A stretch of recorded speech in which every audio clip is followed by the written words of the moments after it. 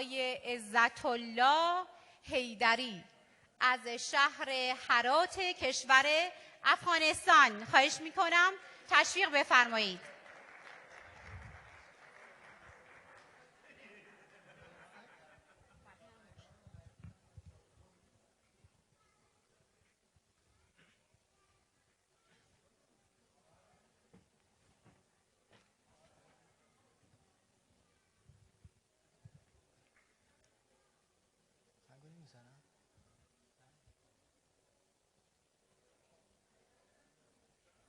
به نام خدا.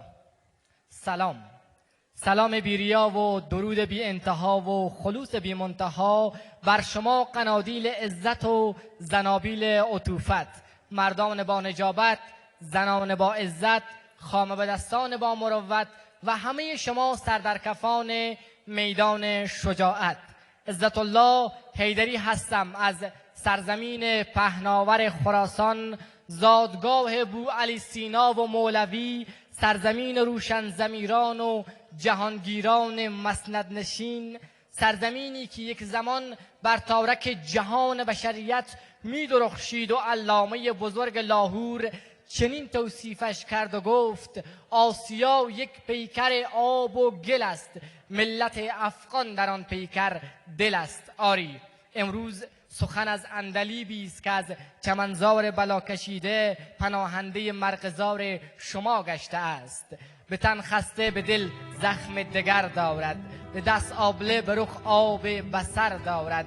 وطن گم کرده هجران پدر دارد، پدر در هجر او اشک بصر دارد. خسته ای که طاق آشیانش چون طاق کسری شکست، مهجوری که غبار هجران وطن بالش را خست. برنده ای که زاغان اجانب لانش را به سنگ جفا کوبید. دیوانه فرزانه ایست که میداند کجاست ماوایش و کیست همزبانش، تا بار درد مهجوری را در خانه مأموری بکاهد. بله ای همزبان و هم نوا و هم کیش گرامی ام، پناهندگی حس امان است و اعتماد. جایی باید پناه برد که اهلش عزیز است و خوان عزتش کاستی ندارد و میزبانش خم به ابرو ندارد. و رسم کریمان هم چنین است که با جبین گشاده از مهمانش که هرچند مهمان ناخوانده هم هست استقبال کند. چین ابروی میزبان چوب دربان است، مهمان را یک ترشرویی به 100 مهمان کفایت می کند.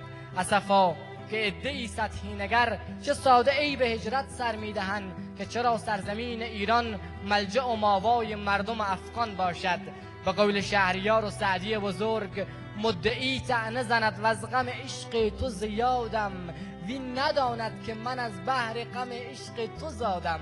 نغمه بلبل شیراز نرفته است ز یادم، دوستان عیب کنندم که چرا دل به تو دادم. باید اول به تو گفتن که چنین خوب چرایی.